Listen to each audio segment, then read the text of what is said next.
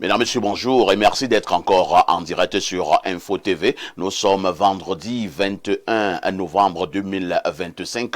Vous êtes en direct dans le cadre justement de votre programme Espace Miné. C'est la dernière production de la semaine. Espace Miné, 10h, 11h52 de lundi à vendredi. Et parce que nous sommes vendredi, ici sur Info TV, les vendredis sont relax. Les vendredis, nous parlons des problèmes ayant trait à la société. Ce matin, nous allons parler de la richesse avec une interrogation.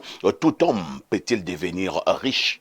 Tout homme peut-il devenir riche? C'est la problématique que nous mettons sur cette table ce matin. Tout à l'heure, Claudia nous retrouvera pour une balade informationnelle. Tout à l'heure également, vous aurez votre dénonciation du jour qui restera ce fait de société qui vous énerve. À notre niveau, nous avons ce courage de poser ce fait sur la table de débat. À la fin, nous proposons quelques esquisses de solutions pour avoir Info TV 24 heures sur 24, 7 jours sur 7. Il faut être connecté au canal 6, mais également au canal 508 sur Canal Plus International. Merci d'être encore en direct. De toutes les façons, appelez-moi Perfecto. Je modère. Lazare Zambo, bonjour. Bonjour à vous, parfait. Bonjour à tous les panélistes, n'est-ce pas, qui vont vous accompagner ce matin dans le cadre de cette très belle émission. Bonjour également à tous les téléspectateurs d'Info TV. Dieu seul sait combien ils sont nombreux. Je pense d'ailleurs à Yvette Montagnier du côté de Belfort en France et même Francis Belinga Eyenga, lui, se trouve du côté de Toulouse, toujours en France. Ce sont des Camerounais de la diaspora. Ce sont des Camerounais de la diaspora qui, parce qu'ils savent que je suis journaliste, parfois on papote un peu, n'est-ce pas, sur cette émission. Ils aiment très très bien. Il paraît qu'il y a plusieurs types de diaspora. Au Cameroun, on a réussi à compartimenter la diaspora. Beaucoup disent qu'il y a une diaspora responsable. Quelqu'un me disait qu'il y a une diaspora poubelle. Oui, sûrement, tout simplement. Certains disaient que cela est du fait, n'est-ce pas, des hommes politiques. Il faut quand même dire que la situation s'était accentuée en 2018 avec la candidature, il faut le dire, de Maurice Kamto. Alors on a vu une diaspora qui s'attaquait, ou du moins qui n'acceptait pas une divergence d'opinion et voulait emballer, n'est-ce pas, tous les Camerounais de la diaspora, notamment occidentale. Alors pour celle-là, c'est une diaspora responsable ou une diaspora poubelle? Non, mais c'est justement une diaspora poubelle parce que... Bon? Oui, la diaspora de Kamto. Oui, la libre opinion. Hein, si vous avez votre opinion, si vous pensez que dans un pays démocratique, vous défendez un candidat, d'autant plus que vous-même, c'est un pays démocratique qui vous héberge, vous êtes d'ailleurs mieux placé pour comprendre comment fonctionne la démocratie et comment admettre que vous retrouvez des gens qui veulent imposer, n'est-ce pas, une seule voix, la voix unique à tout le monde. Et on sait qu'aujourd'hui, la diaspora camerounaise est très très divisée, n'est-ce pas, depuis 2018. Il y a même des relents de tribalisme aujourd'hui. Donc ce n'est plus vraiment sur la base des arguments qu'on discute, c'est sur la base du faciès, c'est sur la base de je soutiens tel aveuglement et je ne veux rien savoir. Et si vous ne le soutenez pas, écoutez, je ne vous dirai même pas bonjour. Je voudrais d'ailleurs vous rappeler que c'est Francis Belinga à qui je fais un coucou ce matin qui est à Toulouse. Il avait fait une chronique dans mon émission et comme dans cette chronique, il présentait quand même Paul Biya comme l'homme de la situation. Voyez-vous, il a été attaqué par un pro-Kamto, n'est-ce pas, dans la ville de Toulouse. Du fait seulement de cette chronique, vous connaissez l'histoire des artistes musiciens camerounais boycottés du côté de la France, où vous avez des Camerounais qui s'attaquent, n'est-ce pas, à des artistes camerounais refusant, n'est-ce pas, qu'ils tiennent des spectacles de ce côté. Et là, on ne peut parler que de la poubelle. On ne peut parler que de la poubelle en ce moment. En ce matin, vous condamnez la diaspora poubelle. Hein. Merci. À toi, Lazare Zambo, je souligne que vous êtes journaliste, vous officiez du côté de Sky One Radio à partir de Yaoundé. En face de vous, on accueille un enseignant d'université, celui-là qui n'a pas peur de porter ses opinions, celui de manière claire prend position sur les phénomènes sociaux et sur les problèmes politiques au Cameroun. Lui, c'est Dr Walter Shaw. Bonjour, docteur. Parfait, merci, bonjour. Merci pour cette énième invitation. Je salue vos invités. Tout à fait. Les gens que j'ai retrouvés ici, on a fait pratiquement 2-3 ans. Lazare, comme il avait décidé qu'il ne va plus me voir. Aujourd'hui, on s'est vu. J'espère qu'en sortant d'ici, il va appeler la police. Ah bon? Oui, on ne peut pas avoir des amis parfaits. Vous avez eu quelques différents. Pas de différents, on ne peut pas avoir des amis. Ils se souviennent de toi lorsqu'ils sont dans une émission. Bon, c'est une parenthèse. Parfait, je suis d'accord avec Lazare Zambo parce que lui, il parlait de poubelle, il est même que toi. C'est la diaspora criminelle, terroriste. Non, il faut peser les mots. Parce que... Là, vous êtes peut-être excessif. Non. Non. On voit, tout le monde voit ce qu'ils font. Ils achètent les armes, ils envoient à des pays qui sont en guerre, ils encouragent les Camerounais de sortir dans la rue, ils saccagent les ambassades, ils pissent sur la photo du chef de l'État, ils divisent les Camerounais, le tribalisme, le népotisme. Et quand ils sont même au Cameroun, pour que tu bois même une bière, c'est le problème. Donc, parfait, vraiment, il faut faire attention à la diaspora. La diaspora camerounaise, c'est une diaspora qui divise, qui ne réunit pas. Ils veulent détruire ce qu'ils ont laissé au Cameroun. Moi, je dis aux Camerounais de ne pas écouter la diaspora. Regardez même dans vos familles, combien on fait 30 ans, 20 ans, 15 ans en Europe. Lorsque vous avez un problème, que de faire traverser ton frère ou ta mère ou ton fils, ils préfèrent avoir un 50 000 ou un 100 000. Quand ils sont ici, ils sont zélés. Hein? Ils roulent dans les voitures, fumées et tout là. Parfaitement, vous êtes plus mieux que la diaspora. C'est les histoires. Merci, docteur Walter Shaw, d'être là ce matin. À côté de vous, on va accueillir un autre docteur, mais lui, en médecine, il est d'ailleurs expert dans la médecine chinoise. Il nous accompagne tous les jours dans le cadre justement de cette production. Docteur Yves Clément Oleme, bonjour. Oui, bonjour mon cher parfait. Bonjour également aux copanélistes. Bonjour aux millions de téléspectateurs d'Info TV. Et bonjour particulièrement également aux malades qui sont passés en vol depuis que je suis au Cameroun, quoi. Donc voilà. Alors, docteur Yves Clément Oleme, j'ai quand même constaté, lorsque je cause avec certaines femmes, que certaines d'entre elles souffrent d'un mal, entre guillemets. Il s'agit des bouffées de chaleur, il s'agit de beaucoup de transpiration. Est-ce qu'il faut prendre cette situation au sérieux? Est-ce que c'est une pathologie? Est-ce qu'une telle attitude nécessite quand même le regard de la médecine chinoise? Ah oui, merci pour l'observation.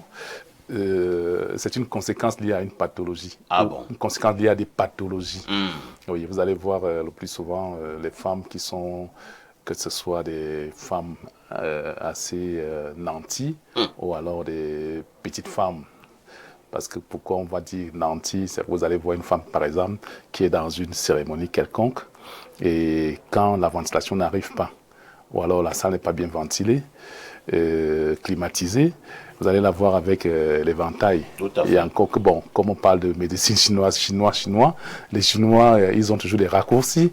Vous allez voir aujourd'hui, on a des ventilateurs portatifs. Tout à fait. Oui, donc elles prennent ça comme une aubaine pour pouvoir se mettre à l'aise.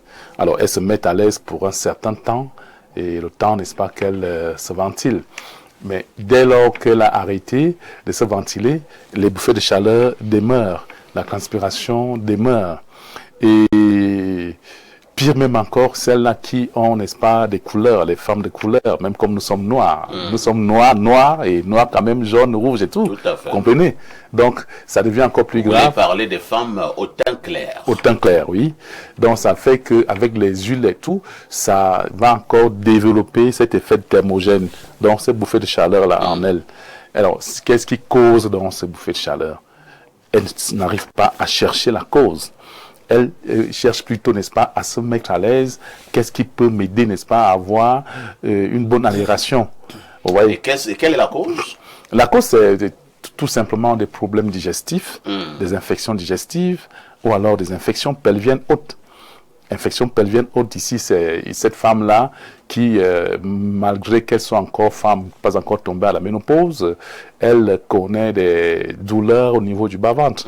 Elle a par exemple des kystes au niveau des ovaires. C'est vrai qu'il y a toujours des femmes là que vous rencontrez, elles ont régulièrement mal au ventre. Oui. Pas au ventre, au bas-ventre. Au bas-ventre, oui. J'ai mal au bas-ventre. J'ai mal au bas-ventre. Oui. C'est comme si quelque chose pique au bas-ventre. C'est comme si ainsi de suite, ainsi de suite. Oui, c'est des problèmes de santé.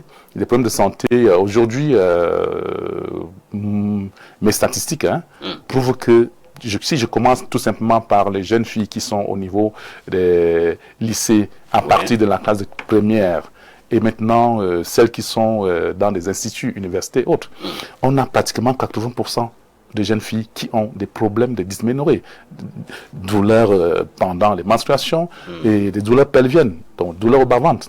Maintenant, si donc on a 80% au moins, c'est sérieux. Maintenant, on va donc également prendre, n'est-ce pas, celles-là qui ne sont plus justement des élèves, des étudiantes, qui travaillent déjà, oui, qui ont constamment, effectivement, mal au bas-ventre. C'est des infections. Et là, vous apportez une solution à ces problèmes. La médecine chinoise apporte des solutions. C'est pas des soulagements. Parce que c'est très bien de venir informer. Et quand nous avons voyagé, nous sommes allés étudier, nous sommes rentrés, comme on parle de la diaspora responsable, c'est justement cette diaspora responsable dont je fais que je représente. Si une femme qui m'écoute, ou bien l'homme qui m'écoute, ou bien un frère qui m'écoute, qui sait que sa femme, sa sœur, a des problèmes, n'est-ce pas, de bas-ventre, de douleurs, de transpiration. Parce que je parle de transpiration. Et vous avez bien fait, n'est-ce pas, d'ouvrir qu'on parle de douleurs aussi. C'est des infections qui se soignent en médecine chinoise, au niveau de la médecine chinoise. Très bien. Ça ne se soulage pas. Oui. Très bien. Et dès qu'on a soigné, un donc, traitement définitif. Et ça bien. permet que dès qu'on a donc soigné, n'est-ce pas, le bas-ventre, la femme n'aura jamais, n'est-ce pas, de transpiration, de bouffée de chaleur. Tout à fait. Appelé ici effet Donc ces thermogène. transpirations, ces bouffées de chaleur ne sont que des conséquences, conséquences. de ces maladies venant du bas-ventre, comme vous avez bien développé tout à l'heure. Merci pour ces femmes donc, qui ont ces soucis. Ne dormez plus, ne restez plus silencieuses. Contactez le docteur Lemeur et sa clinique est située derrière la basilique mineure Marie-Reine des Apôtres. C'est en Volier à Yaoundé. En face de vous, on a que notre invité permanent, Alain Dou, bonjour. Parfait, c'est un plaisir d'être là. Bonjour à toi, bonjour aux co-discutants déjà installés. Nous sommes là pour le dernier jet d'espace miné de la semaine. Je salue de même nos artisans de l'ombre. Je salue toute la grande population fidélisée à ce programme à travers le monde et sur les différentes plateformes. Nous allons certainement clore en beauté cette semaine. Et vous nous garantissez encore ce matin de très grands moments de télévision. Ah oui, au travers d'une nouvelle dénonciation ô combien émouvante à nouveau. Ah, celle d'hier était particulièrement compliquée. Hein? C'est vrai que j'ai eu des coups de fil hier. Certaines se sont senties concernées. Hein? Ah, vos affaires de dénonciation avec Alain Douglas. Vous vouliez même dire quoi? J'ai dit, mais la dénonciation était claire. On voulait dire quoi? Comment? 10h, 11h52. Qui dit mieux?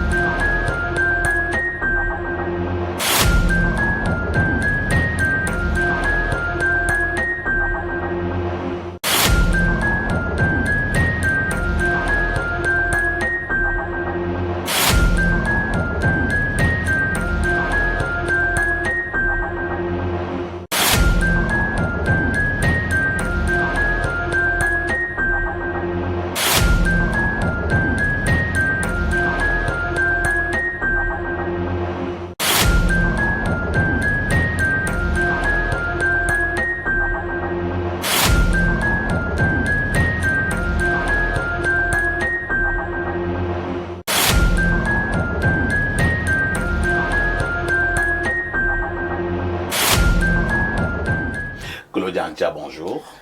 Bonjour, parfait ici. Bonjour à tous les téléspectateurs qu'on retrouve nombreux ce vendredi, complètement relax, détendu. Tout à fait. Vendredi relax, hein? Oui. Vendredi détendu. À partir de l'après-midi, beaucoup vont chercher à voir, là ils peuvent boire un verre. Exactement. Beaucoup vont prendre la route pour des petits voyages romantiques. Malheureusement, beaucoup vont aussi prendre la route pour aller enterrer un proche. C'est ça la vie. Hein? Au moment où moi je prends la route pour aller enterrer un proche, mon cœur saigne. À côté de toi, l'autre prend la route pour aller faire comprendre à une femme qu'il l'aime. Et tout ça, c'est la vie. Direction la mairie. Alors la vie ça, est compliquée. Hein? Ici. À côté, l'autre pleure. De l'autre côté, on s'enjaille. À côté, il y a quelqu'un de bien. À côté, il y a un petit aigri, sorcier. un sorcier. Tout ça, c'est la vie. Oui, parfois ici, Oui. puisque nous sommes complètement détendus ce matin, je profite de cette vitrine pour saluer et féliciter un fidèle téléspectateur de ce programme qui vit du côté des États-Unis, particulièrement dans la ville de Los Angeles.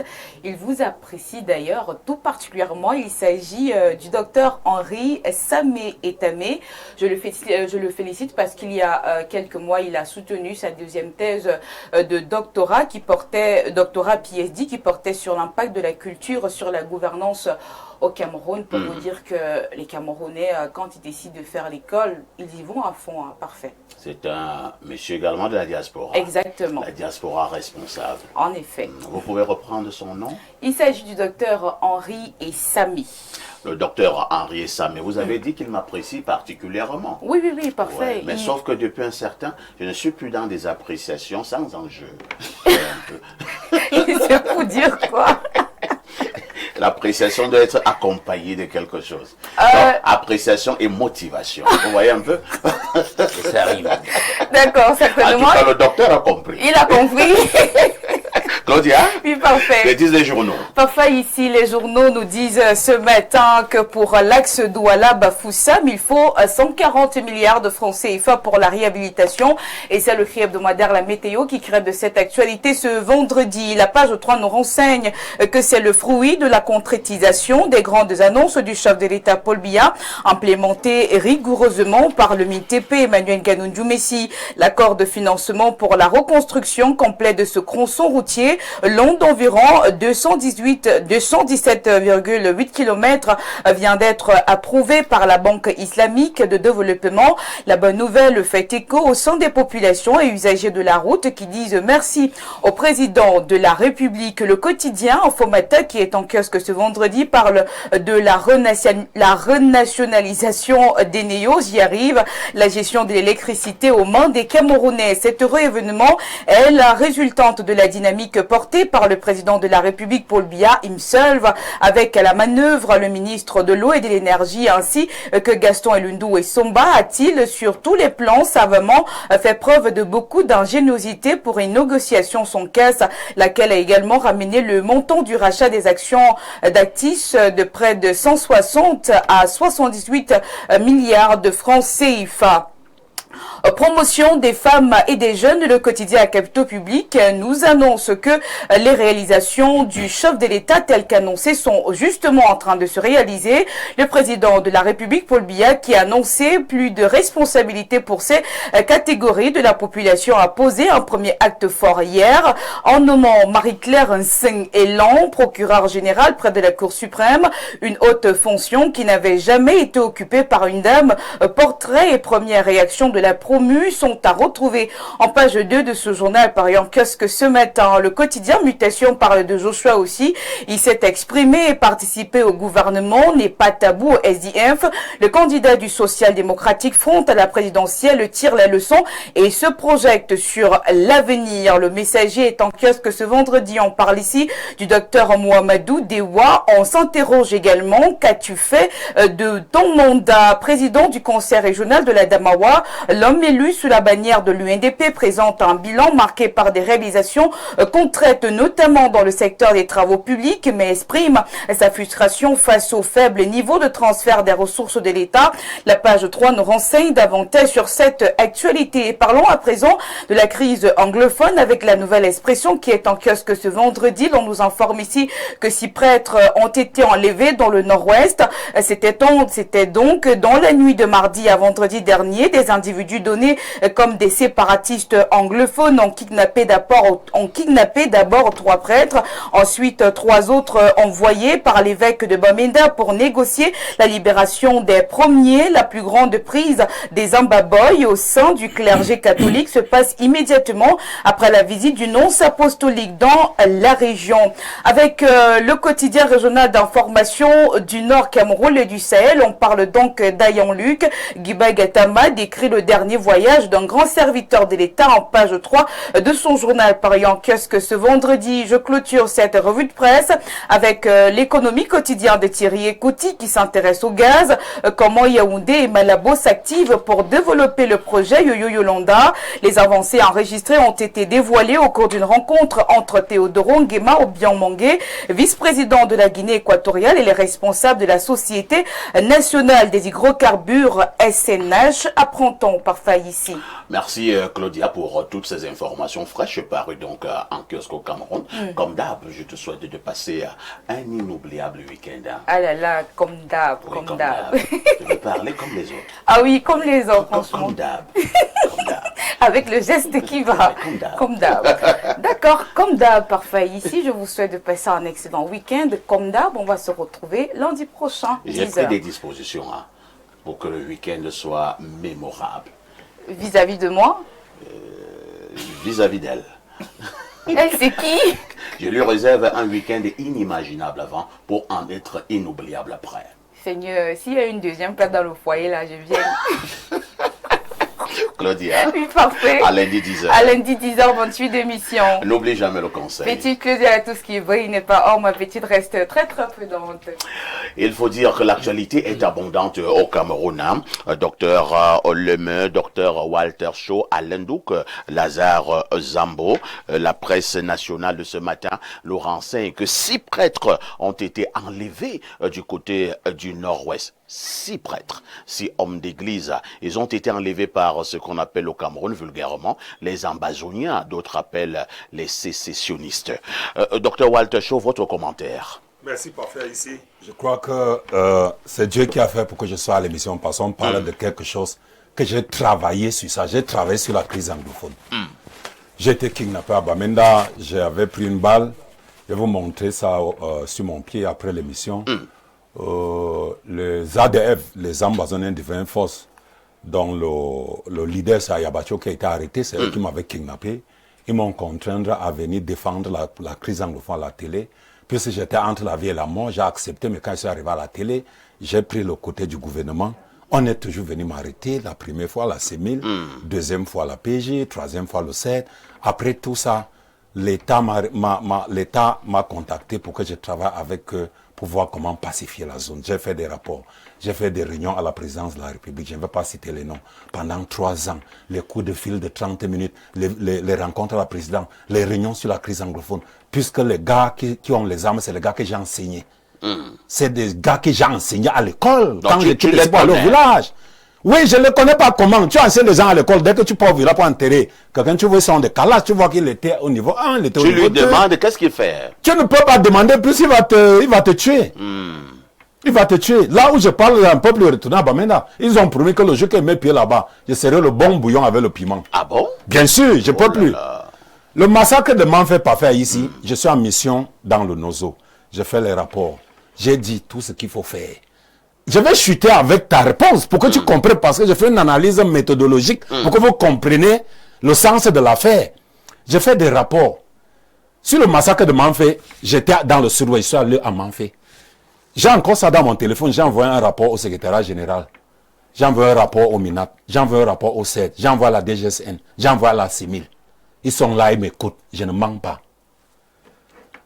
J'ai dit, faites attention. Si vous négligez cette affaire, ça va se renaître. Nous sommes en phase de la renaissance d'un nouveau groupe ambazonien. Je donne le nom d'un groupe, Python. C'est dans le département du Boy, région du Nord-Ouest. Ils ont tué et récupéré les armes il y a quelques jours. Ils ont tiré sur une mosquée. Avant même ça, ils ont tiré à barrière sur une mosquée. On est en phase de la renaissance d'un nouveau groupe ambazonien. On pensait que c'était fini. Le premier était fini. Nous sommes à la deuxième phase de la crise anglophone. Deuxième phase de la crise anglophone. est en train de naître. Je travaille sur ça depuis. L'ancien premier ministre Philemon Yang, s'il regarde l'émission, qui fait un message, je travaille avec lui. Quand il vient dans le Nord-Ouest, il fait le tour des départements en 2016. C'est moi qui coordonne le mouvement de Bensikina à Fendon. Je les ai prévenus par faire ici que la deuxième phase de la crise anglophone commence bientôt. Faites attention. On ne m'a pas écouté. Donc ce qui se passe là, ça ne m'étonne pas. C'est la deuxième phase de la crise anglophone. Très bien. Et oui, vous chutez. Une seconde.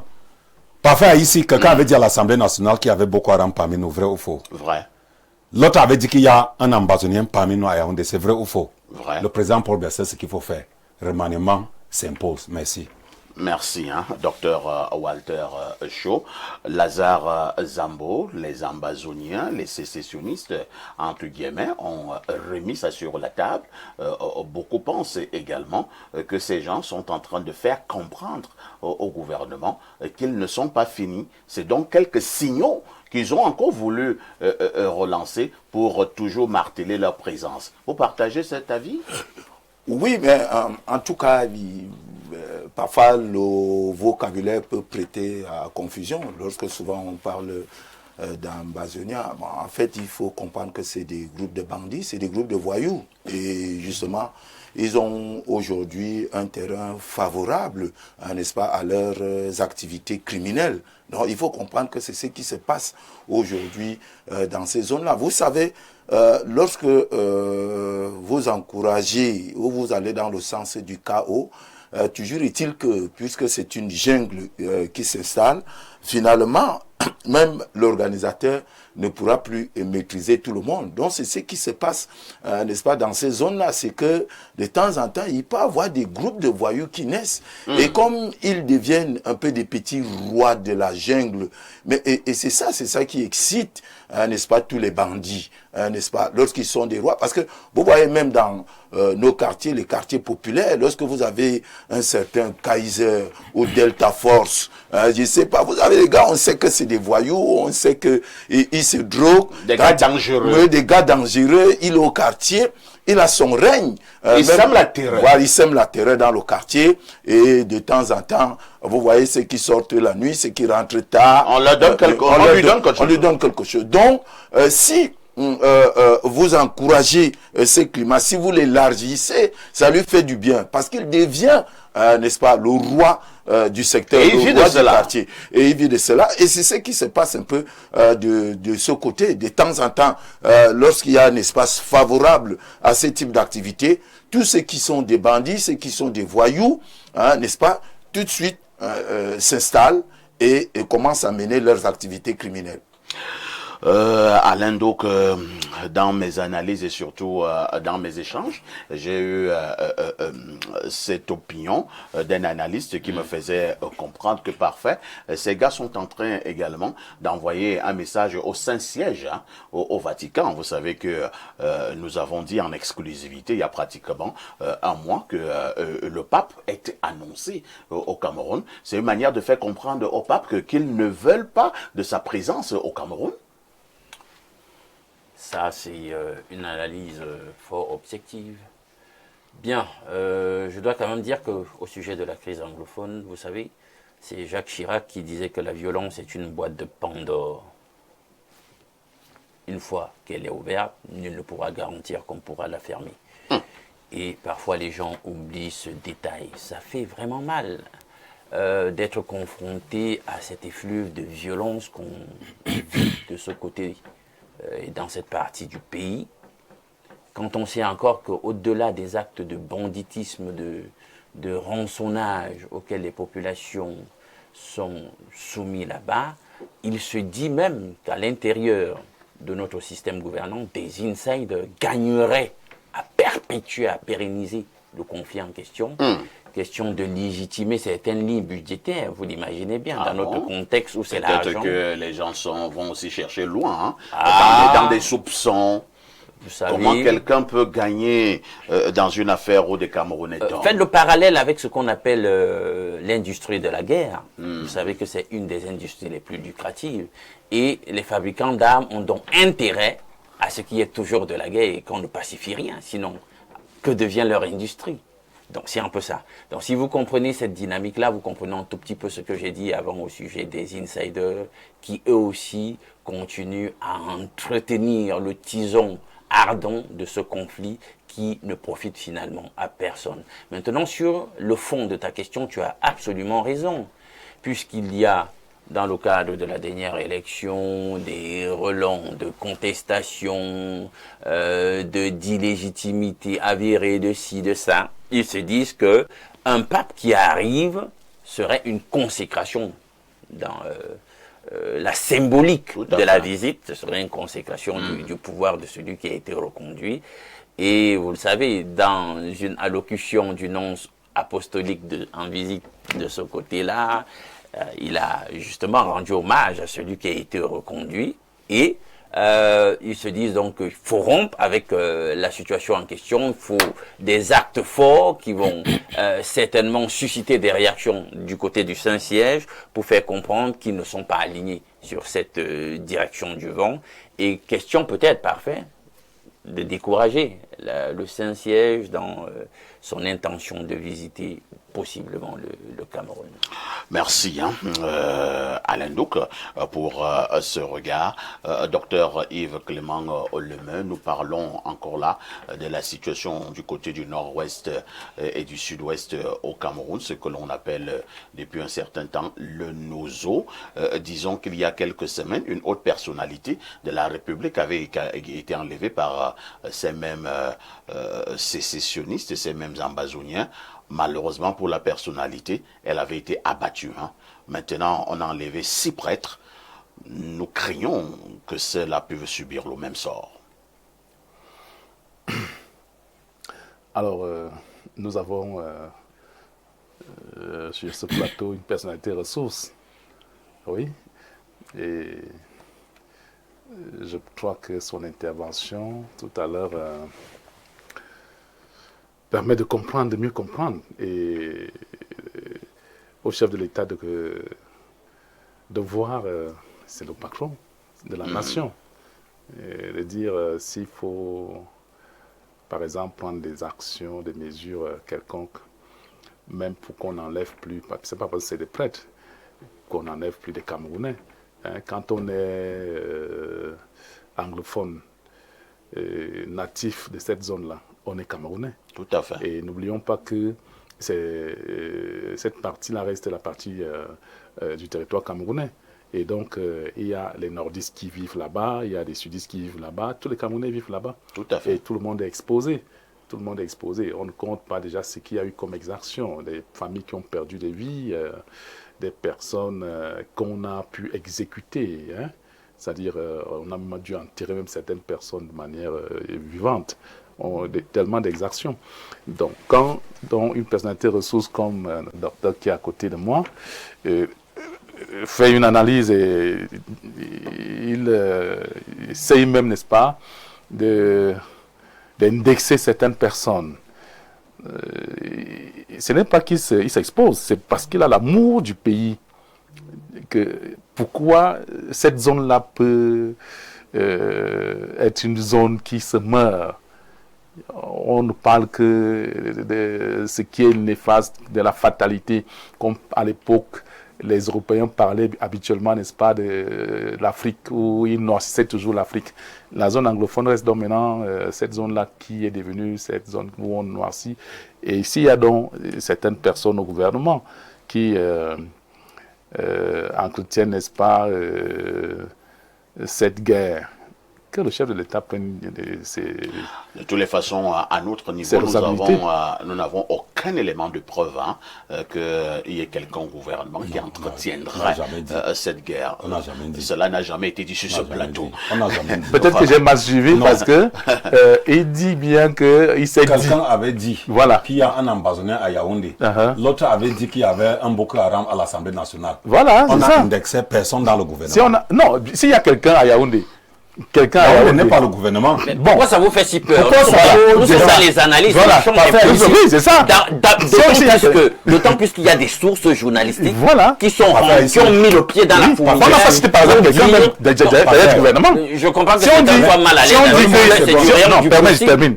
Si on a dit qu'il y a quelqu'un à Yaoundé, hein, Oui. c'est quelqu'un qui est à Yaoundé, pas n'est-ce pas, se vend du pied haute, c'est quelqu'un qui est bien assis. C'est tout. Non. Voilà, Au niveau de l'émission, nous allons être clairs.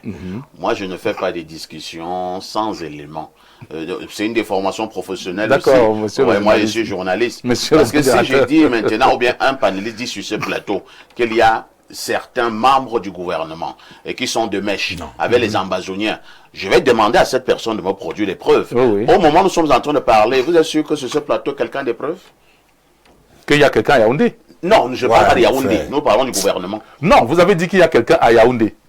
Qui, n'est-ce pas, Mais la soutient- personne avait dit ça clairement, non? Est-ce que vous Non, ne pensez pas? répétons. Nous répétons la même chose. Non, nous ne disons pas la même chose.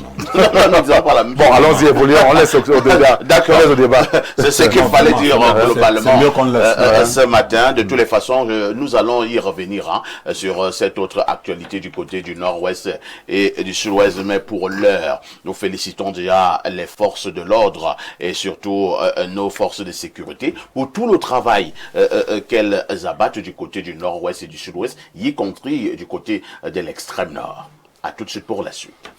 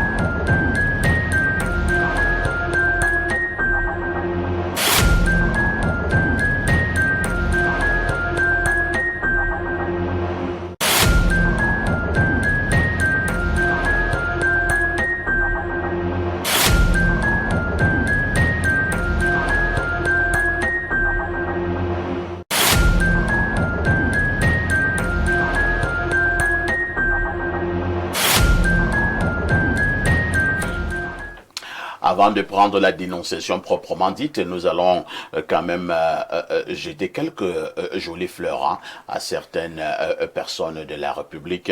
Lazare Zambo, vous avez connu Jean-Pierre Bokolomban? Jean-Pierre Bokolomban, oui, plus ou moins. Vous l'avez connu? Plus ou moins. On l'appelait Sokaepe. Sokaepe, bien sûr. Bon, on a dit beaucoup de choses de lui par après, parce qu'en fait, je le connais alors que je manage un artiste de regrettée mémoire, Mbarga Soukous. Et Bokolomban est dans une lancée, n'est-ce pas, d'inauguration de plusieurs stations-service. Tout à fait. Et il avait donc besoin d'un certain nombre d'artistes. Et justement, j'avais donc été contacté. Pour amener Mbarga Soukous. Voilà, c'est à ce moment que je découvre ce Camerounais. tout de suite, qui me donne l'impression d'avoir beaucoup d'argent. Et Non, il ne donnait pas l'impression. Hein. Voilà. Il avait trop d'argent. Alors, je commençais à me poser beaucoup de questions sur lui. Et à ce moment, on m'avait donné un certain nombre de toutes les d'informations façons, sur ce que je voulais seulement savoir que si vous le connaissiez. Et je savais que vous le connaissiez. Ah, bien sûr. Et parce que quand on est journaliste, donc, on ne peut pas ignorer Bokol Mbang. Et voilà comment je l'ai connu. Vous savez, quand un monsieur a une telle notoriété, quand il a beaucoup d'argent, il faut régulièrement lui rendre visite.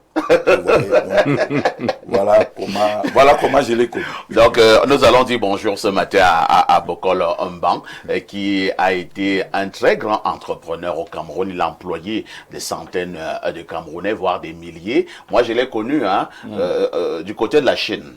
Du côté de la Chine en 2018. Et quand Bokol Mbang te disait d'aller lui rendre visite, il fallait y aller. Hein. Même s'il y avait un empêchement, il fallait y aller. Parce que vous ne savez pas ce qui pouvait arriver. Ah, oui, et il m'a demandé de passer là où il était logé, du côté de Beijing. On a causé. Je suis rentré ce soir étant très joyeux. Il m'a demandé de revenir 3 jours plus tard. Je suis allé. Je suis encore rentré étant très joyeux. Voilà. Donc, Bokol Mbang, c'était l'homme pour qui l'argent n'avait pratiquement tout à fait. Et si vous permettez, parfois, ici, il y a un artiste et musicien camerounais qui regrette d'avoir été très poli, n'est-ce pas, vis-à-vis de Bokol Mbang, parce que il avait rendu visite à Bokol Mbang chez lui, au village. Et après à Konolinga. Voilà, après qu'on l'ait reçu, Bokol Mbang était très occupé à travailler avec certains documents. Alors, il y avait un tas d'argent dans un angle, n'est-ce pas, de la maison, et il lui a dit, prends l'argent de transport. Il a fait un bien. Il le regrette. Il le regrette, il dit qu'il s'est montré très poli. Et au-delà de sa politesse, il a pris juste un paquet et il est sorti. Et il dit qu'il a toujours regretté. Il y a une montagne d'argent. On lui dit, va te servir. Il prend un seul paquet et il ressort. De toutes les façons, montré très poli. Nous avons voulu justement faire cette fleur ce matin. Je pense que c'est Jean-Pierre ou bien Jean-Claude. Disons à M. Bokol Mbang. Oui. Donc vraiment, c'est un grand homme. Là où il se trouve, nous sommes de tout cœur avec lui et que Dieu continue à lui apporter toutes ses bénédictions. Il y a également une grande dame qui a été élevée à une haute dignité hier par décret présidentiel. Elle s'appelle Nsong Elan, Marie-Claire, magistrate hors hiérarchie premier groupe. Elle a été nommée hier par le chef de l'État, procureur général près la Cour suprême au Cameroun. C'est la toute première femme qui occupe donc ce poste au Cameroun. Selon ce que j'ai appris, c'est une grande dame sur le plan de la justice. Elle est extrêmement rigoureuse. C'est une professionnelle de haut vol. Nous lui adressons toutes nos félicitations ce matin pour cette haute fonction, pour ce décret présidentiel. Je passe la parole à Walter Shaw qui veut coller un mot sur la nomination de Madame Nsong Elan Marie-Claire comme procureur général près la Cour suprême. C'est une histoire, première fois dans l'histoire du Cameroun, je voudrais la féliciter. Moi qui est dans la criminalité, c'est une dame, elle a le profil, elle a les capacités, elle a les compétences. Elle était directrice des affaires générales du ministère de la Justice. Tout à fait. Et quand vous gérez des affaires générales du ministère de la Justice, vous gérez tout.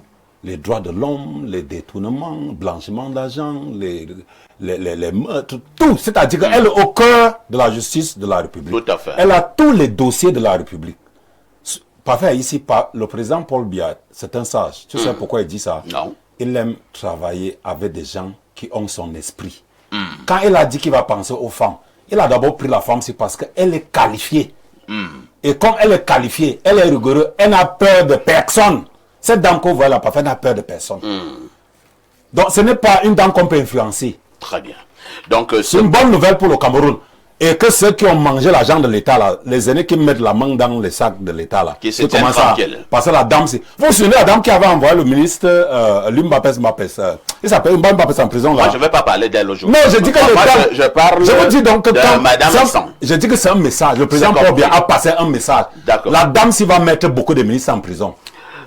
C'est pas de ça comment il parle ce matin. Hein. Non, donc, moi je suis dans la justice, je vous dis qu'on est sauvé. On a compris. Je voulais donc féliciter Madame Nsang et Marie-Claire. Et le détail que vous devez également connaître, hein, vous voyez que je suis particulièrement joyeux, j'en parle, c'est une dynamique firme Barkono. Ça me surprend pas. C'est une dynamique firme Barkono. Mais vous avez des génies là-bas. Hein? Oui, bien sûr. Bon, vous avez des génies. Vous voyez parfait ici. Est-ce que ceci peut expliquer cela? Je n'en sais rien. Comme tu es donc, tu es donc tout joyeux là. Non, moi qui ai perdu donc n'est-ce pas mon frère Vokani. Non, ne bien remplacé. Il y a des départements qui ont des compétents. Hein. De toutes les façons, nous allons donc elle est venue remplacer mon frère Vokani. Nous allons donc féliciter tous les Mbarkono ce matin. Les Mbarkono disent merci au président de la République et surtout plein succès à Madame Nsang Elan Marie-Claire, appelez-la désormais Madame le procureur général. Alain Douk, la dénonciation de ce vendredi matin. Les faits. C'est un couple de jeunes. On peut dire qu'ils sont jeunes puisque l'homme a 35 ans et la femme avait 30 ans au moment de leur noces. Les deux sont issus de milieux sociaux relativement aisés. Le mariage a été tout ce qu'il y a de plus pompeux. Ce qu'on appelle dans notre jargon les grands mariages.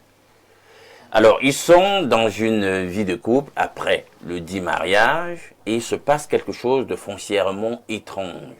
Vraiment étrange. Vous savez, la plupart du temps quand on se marie, d'aucuns et d'aucunes ont souvent des pressions particulières qui viennent des belles familles. Les mois qui suivent, on veut rapidement que la femme tombe enceinte. Tout le monde se renseigne. Est-ce que voilà. Dans le cas d'espèce, ce n'est pas ce qui se produit. Chemin faisant, ils sont pour l'homme déjà presque à la lisière de la quarantaine. Et pour la femme, vous voyez donc qu'elle a passé le cap de sa trentaine initiale au moment du mariage. Elle est déjà tombée par 3 fois enceinte. Et à chaque fois, il se produit une incongruité. Dès qu'elle tombe enceinte, monsieur tombe dans une ire inqualifiable. Pour lui, il ne s'est pas marié, pour les enfants. Tantôt, c'est non, est-ce que je t'ai dit que c'est le moment? Ce n'est pas maintenant que je veux des enfants. Mais attends, monsieur, vous avez déjà presque la quarantaine, on se marie quand même avec vocation de procréer. Ce que les gens accueillent avec pompe et beaucoup de joie dans l'ensemble de la famille, lui, ça l'irrite. Et dès qu'il manifeste son mécontentement au sujet de la grossesse, il va se passer immédiatement quelque chose par la suite. Dans les jours, les semaines qui vont suivre, ils vont avoir à nouveau des rapports sexuels et la dame va faire une fausse couche. Incroyable. Ça s'est déjà produit 2 fois. Pour 3 grossesses. Donc, à chaque fois, c'est comme ça que ça se passe. Dès qu'il dit qu'il est mécontent, il ne veut pas d'enfant, il trouve toute espèce de faux fuyant, de prétexte et tout. Il dit que ce n'est pas le moment, je t'ai dit de te mettre sous la pilule, machin truc. La femme est totalement perdue. Elle ne comprend absolument rien à ce positionnement de la psyché de son époux. Alors là, une nouvelle fois, vous imaginez, elle est enceinte et elle sait que la même chose va se produire. Qu'on va lui demander, on va lui passer le savon pour dire qu'on ne veut pas d'enfant et tout. Et elle pose donc le sujet sur la table de la dénonciation en ce matin pour que nous l'aidions, vous, moi et nos nombreux millions de téléspectateurs à travers le monde, à avoir une certaine intelligence de cette situation et à savoir quelle est l'attitude qu'elle doit adopter face à cette crise. Merci. Dénonciation encore légèrement bizarre ce matin. Très bizarre. Lazare Zambo, vous comprenez quelque chose dans l'attitude de ce monsieur, de ce mari? Difficile à comprendre d'une part, peut-être aussi simple à comprendre d'autre part. On ne fait pas des enfants pour faire. on a aussi le droit de dire je ne veux pas faire d'enfant. On a ce droit. Étant marié. Mais oui, on a ce droit, même étant marié, de dire moi je ne veux pas les enfants. Vous êtes sérieux? Je suis très sérieux. On n'est pas obligé de faire des enfants.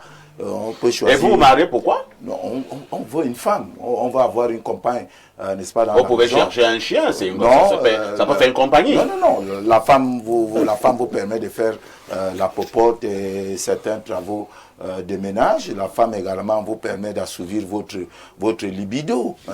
Donc c'est un objet en quelque sorte. Hein. Pas forcément, mais... Elle vous fait la popote, non, elle vous donne permet d'assouvir vos fantasmes, elle vous au donne, niveau de la libido. Non, elle vous donne tout ce qu'une femme peut donner à un homme, mais l'homme ne veut pas d'enfant. C'est simple, il dit que c'est son droit. Il ne veut pas d'enfant. C'est son droit. Voilà. Parce que pour anecdote, je voudrais vous rappeler, par exemple, j'ai fait 2 garçons. Quand j'ai fait le premier, en fait, il y avait déjà une fille, quand j'ai fait le premier garçon, je voulais m'arrêter à 2 enfants. et je l'ai dit à mon épouse, que bon là, on arrête, ça fait 2 enfants. On va pourquoi? se... Oui, non, ça va, mais je ne veux pas m'encombrer du monde. J'ai besoin 2 enfants, ça va pour moi. Et alors, je crois 4 ans plus tard, après le dernier, ma femme est enceinte. Et la grossesse pousse, elle ne me dit pas, puisqu'elle connaissait bien notre pacte. Et un jour, elle est obligée de me dire, elle est enceinte. Et vous tombez aussi dans une colère bleue. J'ai piqué une colère, j'ai dit, mais attention, nous sommes déjà passés dessus. Et je lui dis, j'ai ma logique, on est encore jeune, tu fais 2 enfants, on arrête là, tu n'en fais plus. Et on continue de vivre tranquillement notre mariage. Il n'y a plus d'histoire de bébé, on vit notre mariage. Et qu'est-ce qu'elle a fait? Et, non mais, j'étais fou de rage, mais je ne suis pas du genre à demander à mon épouse d'aller avorter. Je lui ai quand même dit, j'espère que c'est le dernier. Ne recommencez plus. Et non, apparemment, tu n'aimes pas beaucoup les enfants. Pas que je n'aime pas. Il y a Dorian qui est donné dans ces conditions. Et vous le détestez? Je l'aime. Imaginez donc qu'il n'était pas venu au monde. Mais écoutez, mais il est venu. Puisqu'il est venu, mais je dis que c'était pas mon souhait. J'ai dit que quand un couple fait des enfants, quand vous faites des enfants, vous vous entendez, vous vous mettez d'accord pour faire un enfant. Vous voulez faire un deuxième, vous vous mettez d'accord pour faire un deuxième. C'est pas que chaque matin, la femme se lève et te dit elle est enceinte. Elle est encore en train de... Je ne sais pas. L'enfant a 8 mois, elle revient, le matin, elle vous dit qu'elle est enceinte. Okay. Et c'est de suite, Lazare, donc, la dame a besoin d'un conseil. Oui. Elle n'a même pas encore eu un enfant avec le monsieur. Et le monsieur, pour l'instant, n'en veut pas. Oui. Que doit faire la dame? Ce que la dame doit faire, c'est de discuter avec son mari. Elle a déjà discuté. Et son mari dit qu'il ne veut pas d'enfant. Tout à fait. Alors qu'elle arrête de prendre des grossesses.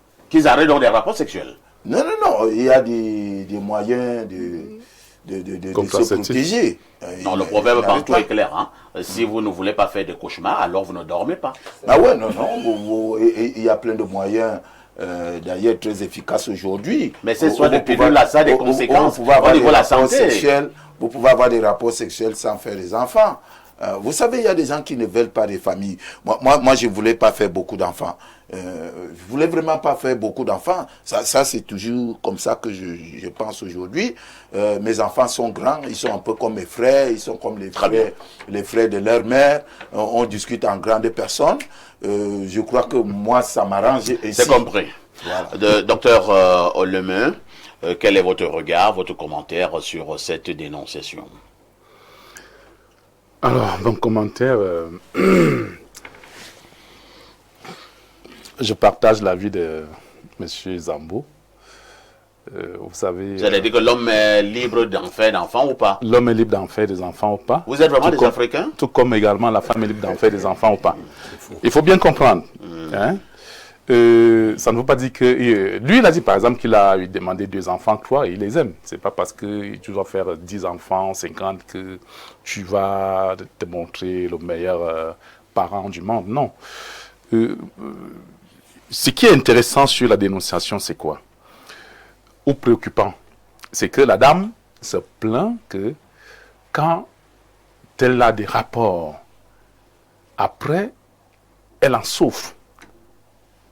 C'est-à-dire Vous avez dit Fausse couche. les fausses couches, Oui, non? après, fait des fausses C'est les fausses couches, n'est-ce pas? une fois qu'elle a dit qu'elle est enceinte, Oui. Et le monsieur tombe en colère. Le monsieur tombe Mais en colère. après cette colère-là, lorsque le monsieur aura encore un rapport sexuel avec elle, Oui. la dame va faire une fausse couche. Oui, c'est ça qui est intéressant. Pour la dame, on peut tout simplement apporter un Mais conseil. on a affaire là à un grand vampire. Voilà que tu as dit, c'est ça. ah, tu Mais avais pourquoi peur tu de as dire. hésité Tu avais avec le peur nom de de dire. Jésus? Et quand c'est moi qui- J'avais la parole. J'avais la parole. J'avais la parole parce que j'ai bien dit que c'est ce qui est très préoccupant et que c'est là où on peut apporter, n'est-ce pas, beaucoup de conseils à la dame. Ça veut dire, s'ils sont mariés officiellement ou qu'ils soient des amis, que cette dame essaie de voir avec ses parents. De voir avec ses parents parce que c'est déjà quelque chose de vampirisme. Oui, le fait, n'est-ce pas, d'avoir des rapports et on est en gestation et après, on a une fausse couche. Oui, ce n'est plus quelque chose de paranormal, de normal. Ça devient, n'est-ce pas, quelque chose de paranormal. Oui, la relation n'est plus une relation saine. Oui. Et on a dépassé 30 ans, même cette fille ce n'est plus un bébé. Quand on a plus de 30 ans, 35 ans. Tout à fait. Oui, c'est déjà une dame. Donc, et sans enfant, je ne peux pas encourager cette dernière, n'est-ce pas, à rester dans ce foyer-là. Oui. Très bien. Nous allons dire à nos téléspectateurs, hein, avec l'aide de notre réalisation, de passer plutôt par un autre numéro de téléphone. Hein, le 677 dérange un tout petit peu au niveau de notre tablette dernière génération. Essayez avec le 691 13 18 52. Nous reprenons le 691 13 18 52. Docteur Walter Shaw, les femmes souffrent également. Hein. Par moment, elles rencontrent de gros démons. C'est le cas? Oui, mais bien sûr. Je crois que les femmes sont trop pressées. Elles souffrent, mais elles sont trop pressées. Mais à 35 ans, on est sous-pressé étant dans un mariage? Non, je ne parle pas pressé de rencontrer sa partenaire. Prendre le temps de connaître sa partenaire, au moins entre 6 mois et 3 ans. Est-ce qu'un homme est un objet d'étude scientifique? Non, parfait ici. C'est parce qu'ils se sont rattrapés. Allez au tribunal voir le nombre de divorces. Ils se sont rattrapés. Il y a un détail qu'on oublie dans le Congo, ça. Est-ce qu'ils sont mariés à l'église? Parce que je vais faire une analyse, je vais aider la dame. Et si vous voulez que par rapport au monsieur, parce que je sais là où il est. Le monsieur est quelque part. C'est la totale. J'ai un cas. Le monsieur est où? Il est quelque part. Quelque part, c'est où? À Mendon? Je veux commencer d'abord. Non, je dis qu'il est quelque part. Ça veut dire que là-bas, on ne veut pas des enfants. Je ne veux pas trop détailler par faire ici, on s'est compris. Voilà. J'ai un cas. J'ai un ami. On a dit on ne veut pas l'enfant. Il a fait 10 ans avec la fille. Sans accoucher. C'est sa mère qui m'appelle et dit, mon fils, parle à ton frère. Il fait quoi comme ça? Il a fait 10 ans avec la fille. La fille est partie. Je vais dire à cette dame, madame, notez vraiment mes conseils, parce que si vous n'écoutez pas mes conseils, vous serez rattrapé plus tard. Ton mari est quelque part et on ne veut pas des enfants. Je ne veux pas exposer ton mari. Il est quelque part. J'ai des amis qui sont dans ça. Entame une procédure de divorce. Mais avant d'entamer la procédure de divorce, réunis la famille. Tu parles à ta belle famille. Quand elle parle à ta belle famille, ce n'est pas à tout le monde. Appelle la mère de ton mari. Il faut que tu ailles la rencontrer. Tu discutes avec elle tête à tête. Du côté de ta famille, tu rencontres plutôt ta mère. Ne parle pas à ton père, parle à ta mère. Et maintenant, parle à la mère de l'autre. Donc, parle à deux mamans. S'il n'y a pas de solution, convoquez donc, parce qu'eux qui vont donc en parler, convoquer la réunion de famille, ils peuvent passer les coups de fil, ça serait. Ou bien vous entamez la procédure du divorce. Ça, c'est moi. Je commence par le conseil. Maintenant, pour chuter, pas faire ici. Oui. Un couple, je vais convoquer le chapitre de Luc, s'il vous plaît, on n'est pas à l'église. Ici, on dit Vous me la parole rappelez de Dieu. Limbilobé, hein? Oui.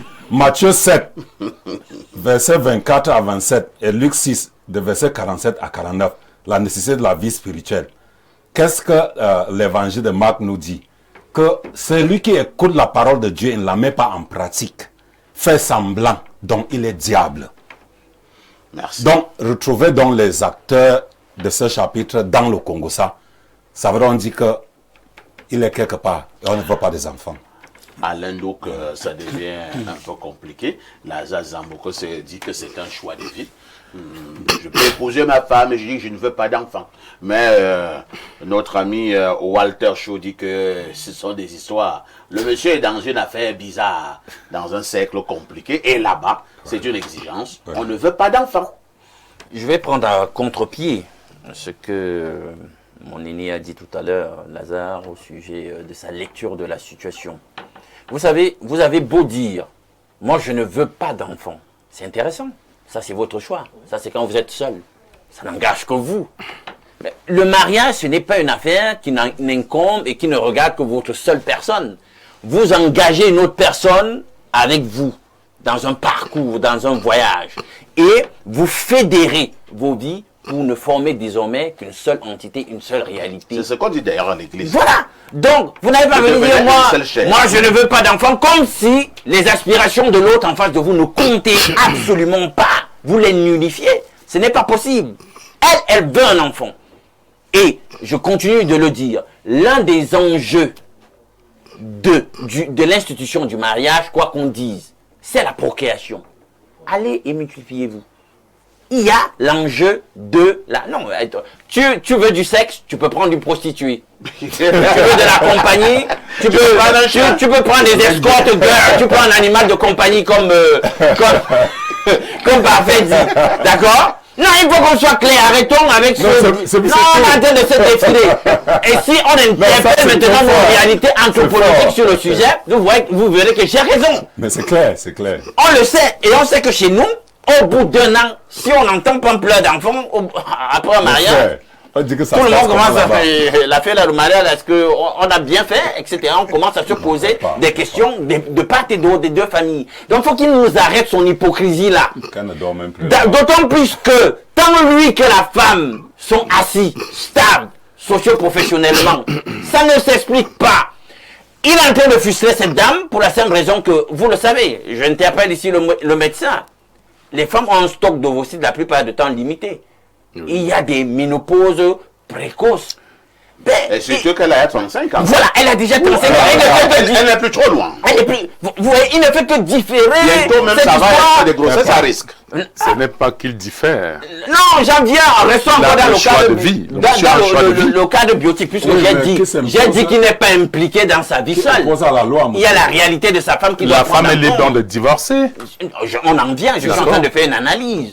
On en Lui, vient. c'est un choix de vie, hein, le monsieur. Donc, du coup, cette femme donc doit réaliser qu'en réalité, C'est un elle mauvais choix de vie, bien sûr. a en face C'est un mauvais choix de d'elle vie. un mur, On n'encourage pas. cynique. Ce monsieur est cynique.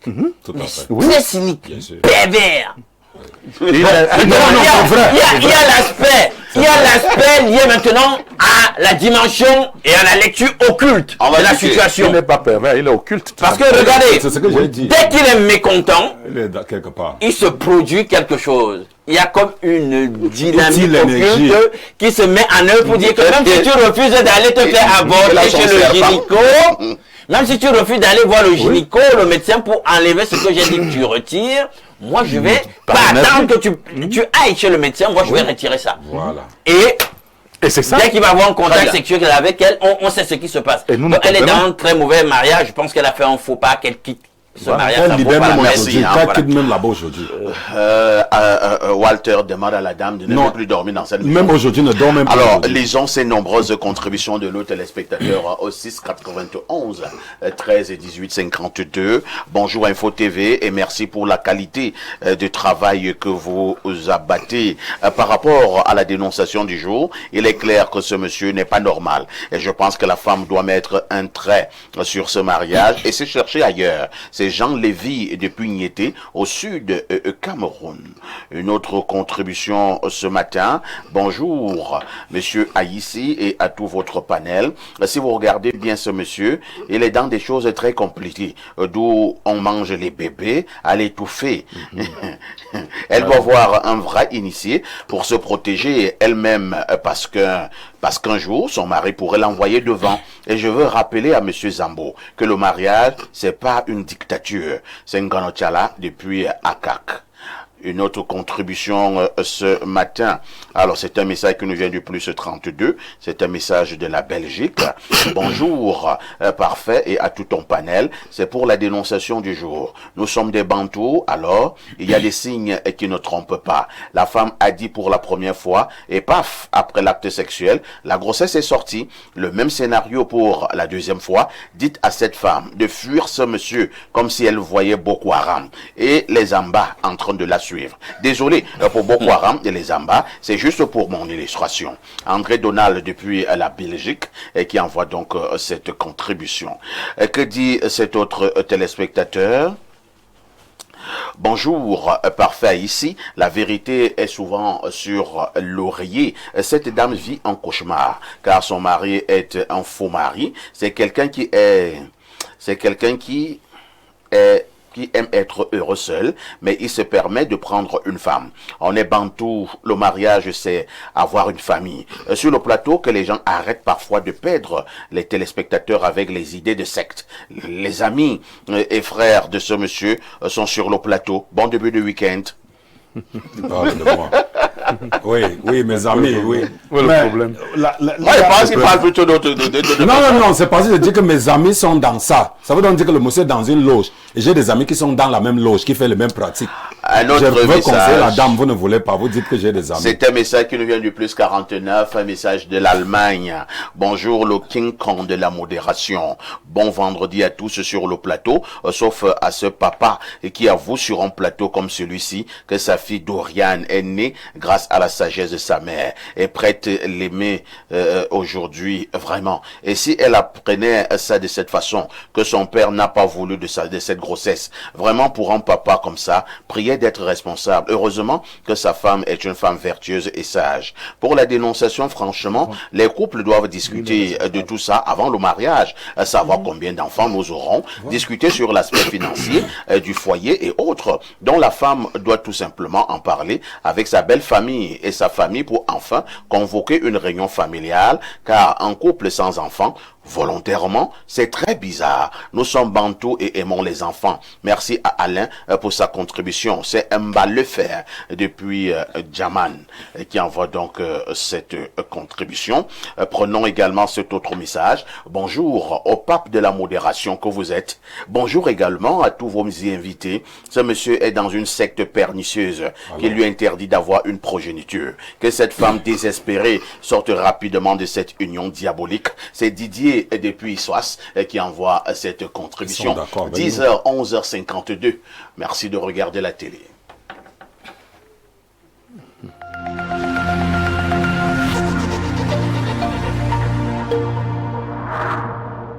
Ainsi qu'à l'option DSTV English Plus. Chers élèves, chers parents, vos études ou les études de vos enfants connaissent-elles des perturbations? Pas de panique, le centre d'éducation à distance du ministère des enseignements secondaires est votre solution. Ce sont des infrastructures rénovées avec des équipements de haute technologie.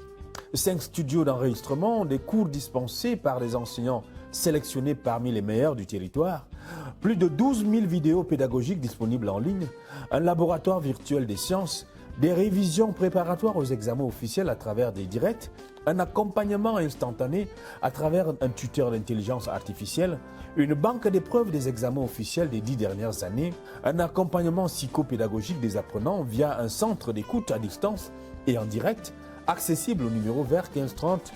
Alors, connectez-vous, apprenez, rattrapez votre retard et progressez en cliquant à l'adresse suivante.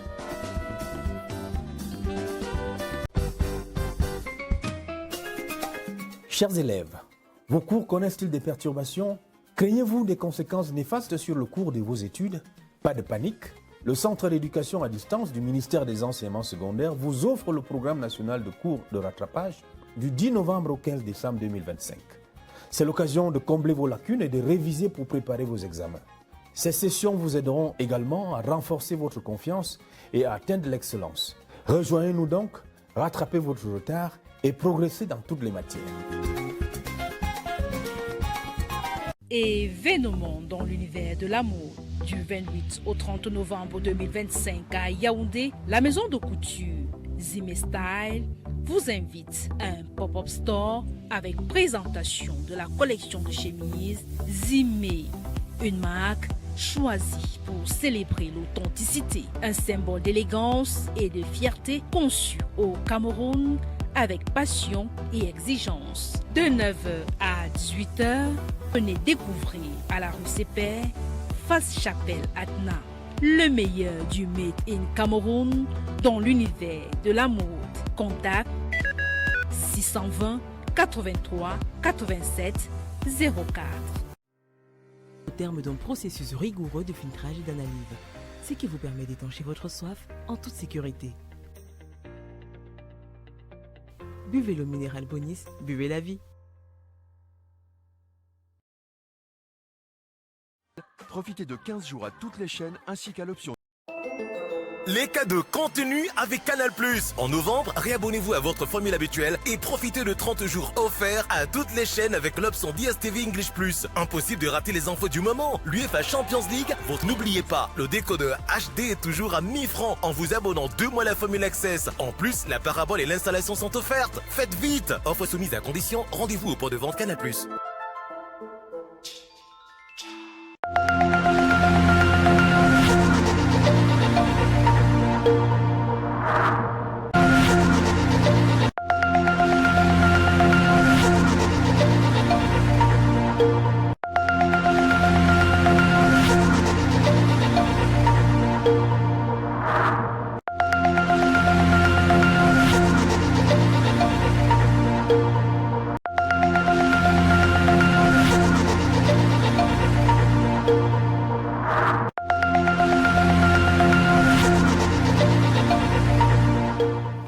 Le Makuma, bonjour. Bonjour, perfecto.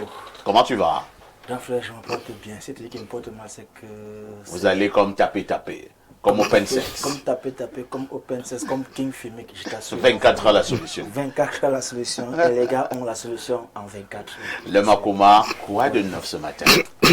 Tu as parlé déjà du King taper, ce projet-là qui permet aux hommes là, qui sont victimes de problèmes érectiles, les problèmes de reprise de l'âme, les problèmes de manque d'appétit sexuel, ces femmes-là qui ont des problèmes de frigidité, absence de désir sexuel. Avec le produit King taper, c'est désormais possible d'avoir une érection au beau fixe, d'avoir une érection matinale, parce qu'il y a plusieurs hommes là qui se lèvent le matin sans être debout. C'est un gros problème.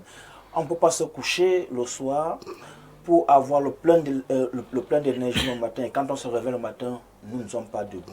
Un homme qui se lève le matin une fois, deux fois, trois fois et qui n'est pas debout, cher monsieur, cherche à consulter un médecin ou bien cherche à te rendre du côté de chez toi pour qu'on te donne les médicaments pour nettoyer ton corps pour que tu puisses avoir une érection bonne. Nous avons aussi le produit King Filmic 24 la solution, ce produit-là qui permet de traiter les maladies sexuellement transmissibles, à savoir le chlamydia, à savoir la syphilis, à savoir l'herpès, à savoir le gonorrhée, et même le chancremou, et même ces femmes-là qui ont la difficulté à concevoir ou à procréer, et aussi ces hommes-là qui ont les problèmes de sperme faible ou absent. Avec le produit King Filmic 24 la solution, ces hommes auront désormais la solution et ces femmes auront désormais la chance d'être appelées maman désormais. Parfait ici du côté de chez Plante de Vie. Merci. Terminons avec cet autre produit, Open Sex, qui ne cesse d'être demandé. Oui, le produit Open Sex. Oh, grand frère. Le produit Open Sex, c'est ce produit-là que nous avons eu l'inspiration venant tout droit de la forêt de nos ancêtres, qui aujourd'hui permet aux hommes là qui n'ont pas une bonne taille, une taille conséquente, une taille qui est selon leur convenance, d'avoir désormais donc une taille qui va désormais les arranger, qui va désormais redonner confiance et espoir à ces hommes-là. Même ces messieurs, ces papas du troisième âge, les 80 ans, les 95 ans, et qui estiment qu'ils n'ont pas eu une bonne vie sexuelle du fait qu'ils avaient un petit appareil génital, c'est toujours possible de pouvoir augmenter la taille selon votre convenance. D'où nous avons mis 3 formats sur le marché. Il y a le grand format qui augmente entre 4 et 6 centimes d'augmentation. Il y a le moyen format qui augmente entre 2 et 4 centimes d'augmentation. Et le petit format qui augmente entre 1 et 2 centimes d'augmentation.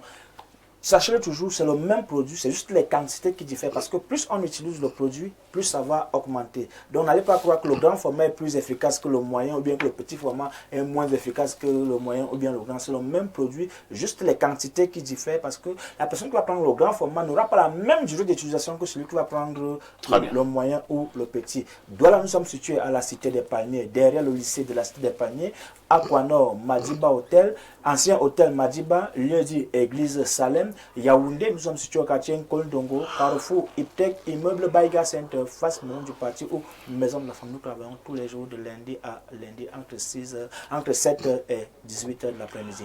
Le Makouma, nous vous disons merci. C'est moi qui te remercie, perfecto. Une touche pause s'impose.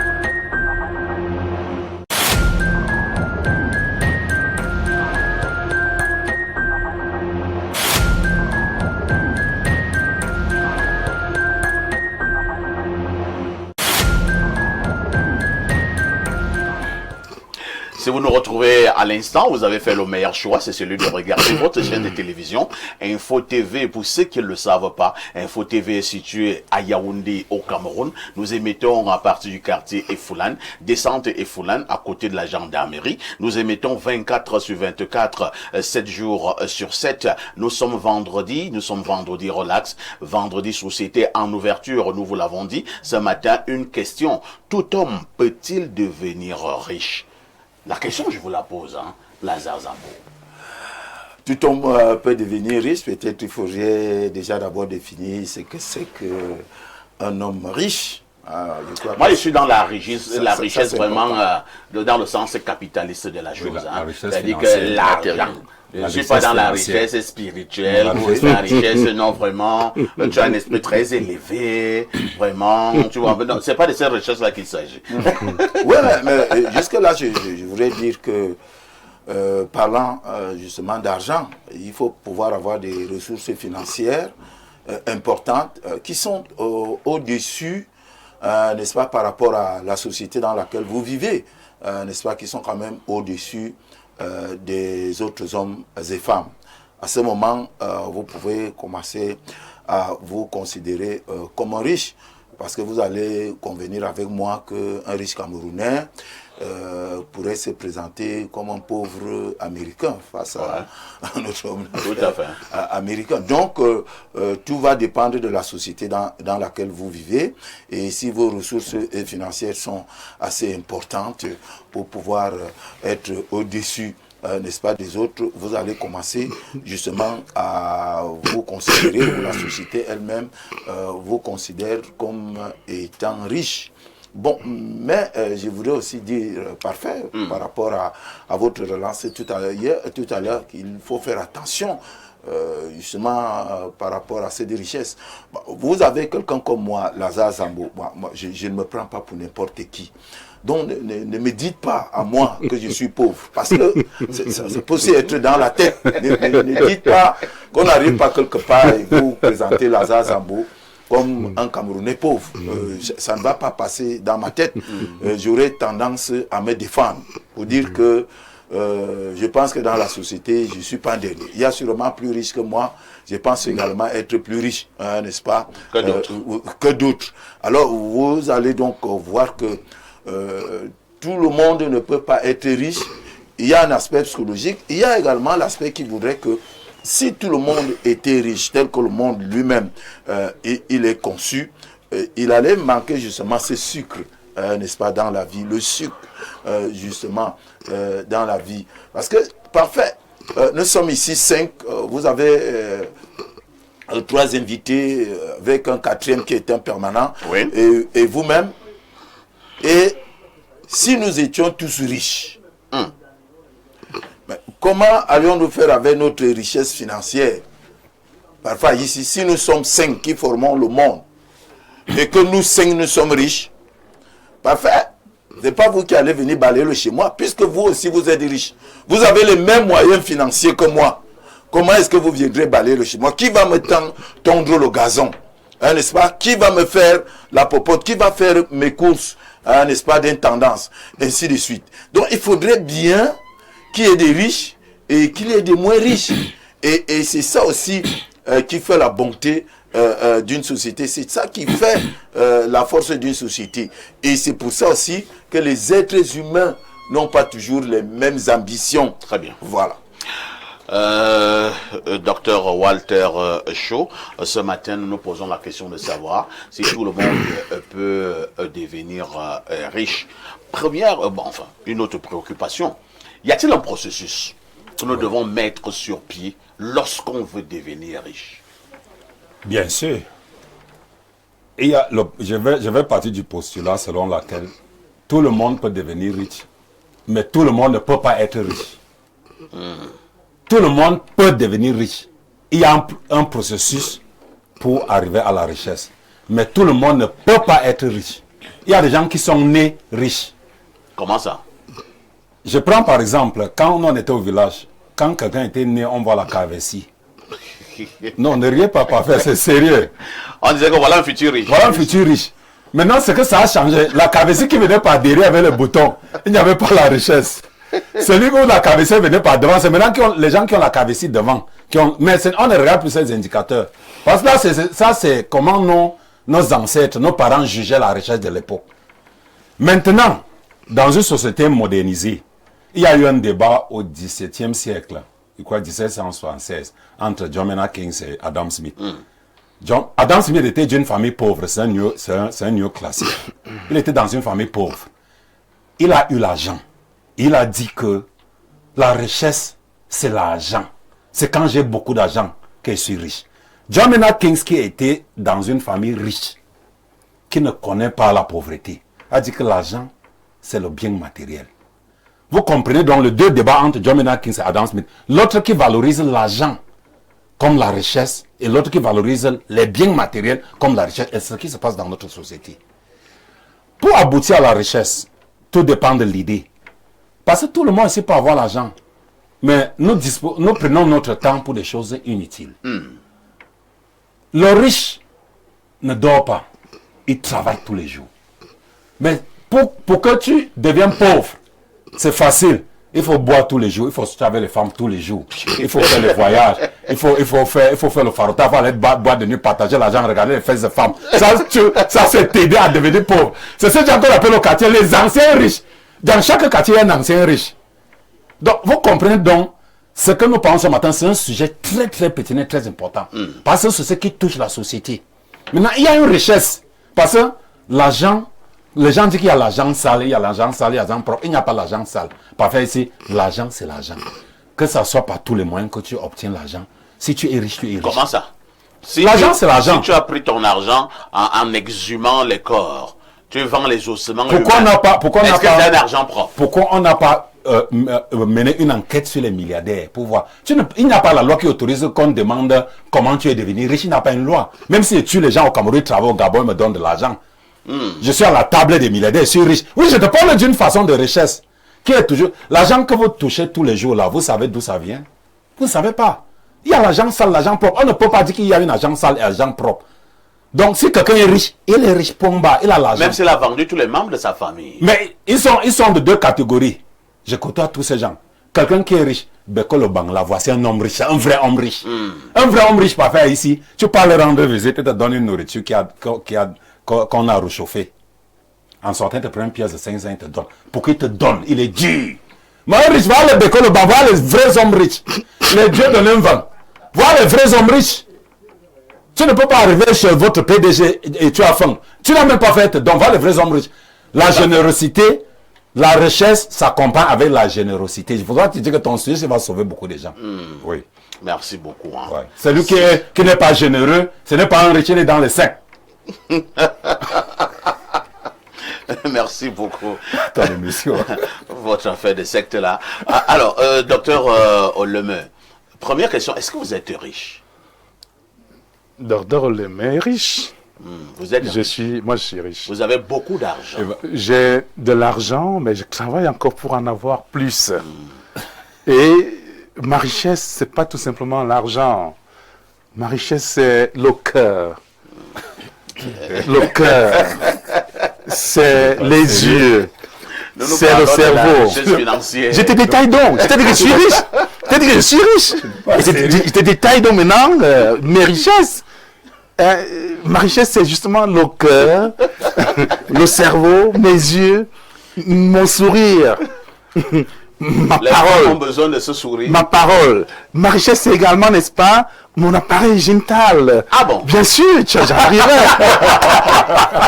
Donc je suis riche. Pourtant, pas fan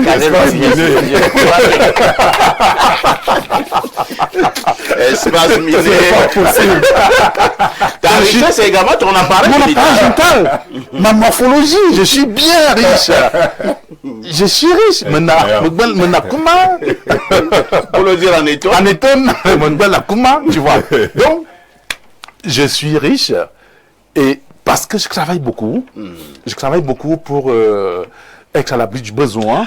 Maintenant, parlons de manière un peu plus claire et profonde de la richesse financière. C'est des richesses qui nous intéressent au premier plan ce matin. Est-ce qu'il y a quand même une race d'individus, quoi qu'elle fasse, cette race d'individus, qui ne deviendra jamais riche? Oui. Il y a des gens maudits dès leur naissance. Bon, on ne peut pas dire qu'ils sont maudits, mais c'est la part, n'est-ce pas, de la création. Tu vois, tel que Dieu a créé le monde. Oui, il n'a pas créé ce monde afin que tout le monde, n'est-ce pas, dispose des mêmes moyens que l'autre. Tel que nous sommes sur le plateau 6, n'est-ce pas, et, en présentiel ici, ou 5, les sont nos techniciens. Donc, Dieu n'a pas prévu que nous devrions avoir les mêmes moyens. Oui. Mais il en a disposé des moyens pour tout le monde. Oui. De ce fait, on ne peut donc pas dire que tout le monde sera riche. Il y aura donc, n'est-ce pas, cette race-là qui n'aura pas vraiment des moyens. J'avais eu un patron, à l'époque, il avait acheté un véhicule pour l'entreprise et il a pris ce véhicule. Il a donné à un collègue comme voiture de service. Le gars a pris le véhicule, ça n'a même pas fait une semaine. Il a abandonné le véhicule du côté d'Afanoya, dans une brousse là-bas. Il a abandonné le véhicule soit ne démarrait plus, soit ça ne faisait plus quoi. C'était en saison de pluie. Et le véhicule a dormi là-bas pendant près de 2 mois. Il ne cherchait même pas à aller récupérer le véhicule, même pour aller tirer le véhicule, l'amener au garage et arranger. Un jour, nous étions en réunion de coordination que le patron en question présidait. Et il a demandé à ses collaborateurs, parce qu'il avait eu l'information que le collaborateur en question avait déjà abandonné le véhicule dans une forêt. Il lui a demandé où est le véhicule. Le gars, il a commencé à balbutier. Il a insisté, je demande où est le véhicule. Il a dit le véhicule est tombé en panne dans une brousse après Afanoyo. Il lui a dit, bon, le véhicule est tombé en panne. Vous avez dit à qui que le véhicule est tombé en panne?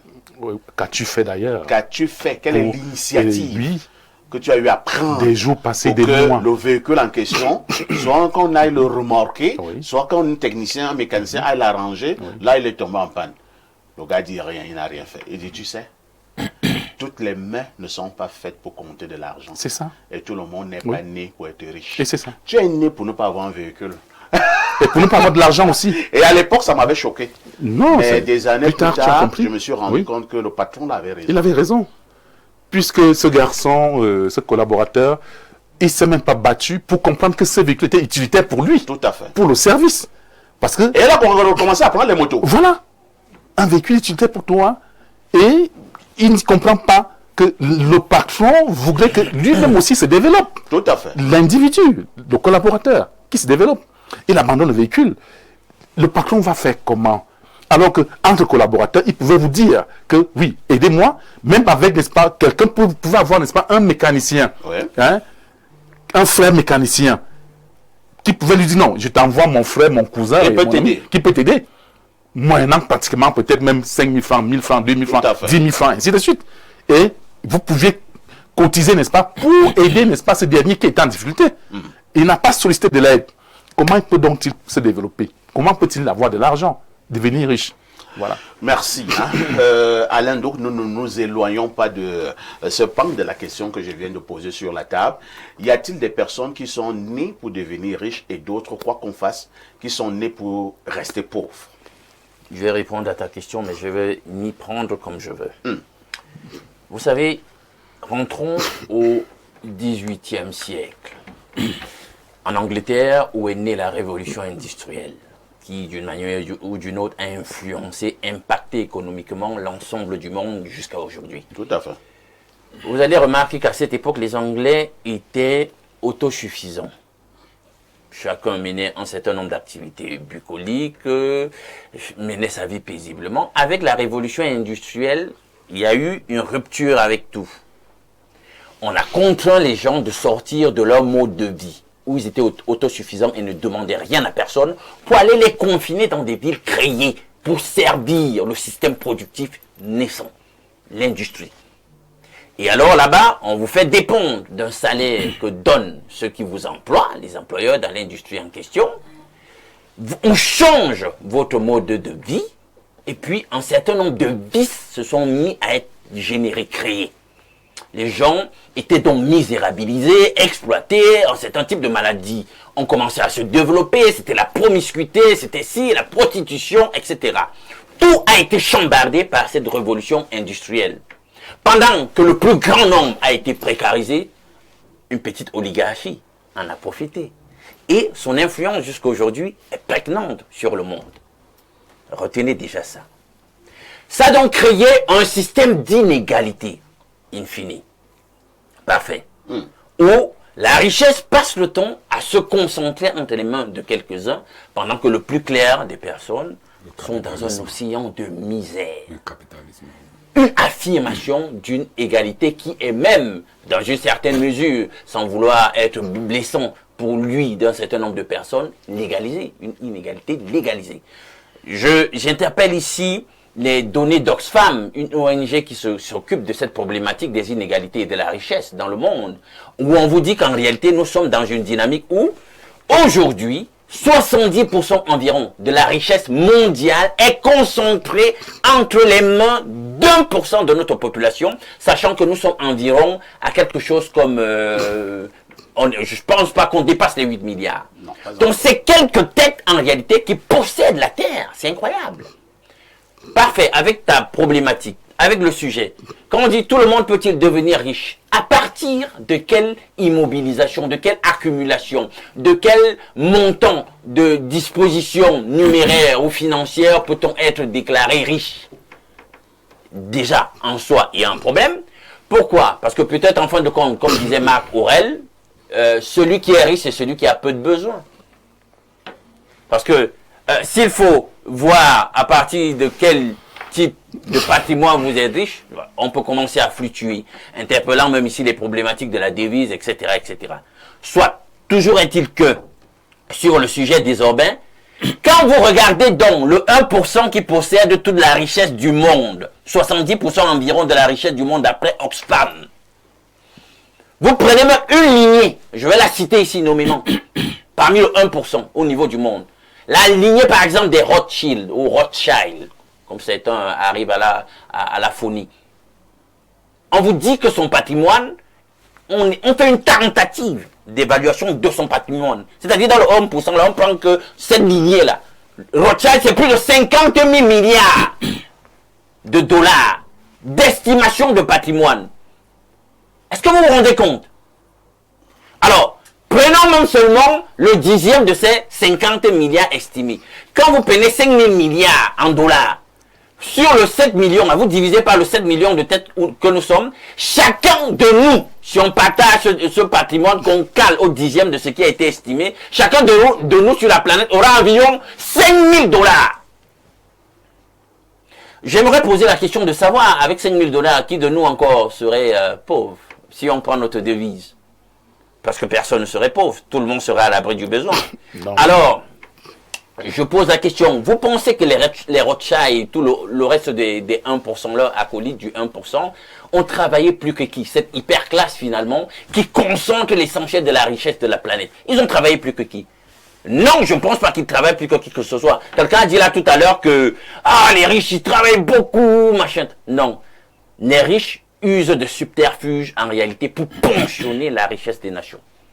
Je ne pense pas qu'ils sont plus intelligents, qui sont plus ingénieux, qui sont plus hargneux dans le travail que qui que ce soit. Très bien. Il y a une ingénierie, il y a des mécanismes d'enrichissement qui tendent à polariser la richesse, concentrer, polariser la société et concentrer la richesse entre les mains de quelques-uns. C'est aussi ça, une des raisons pour lesquelles tout le monde ne peut pas être riche. Mais quand même, nous devons reconnaître qu'il y a aussi des gens qui n'ont pas l'attitude de la richesse. Parce que quand on veut être riche, on a d'abord même la psyché, des dispositions mentales de la richesse. Et il y a des gens qui ont des modes de vie qui ne les prédisposent pas à s'épanouir financièrement. Quels sont ces modes de vie?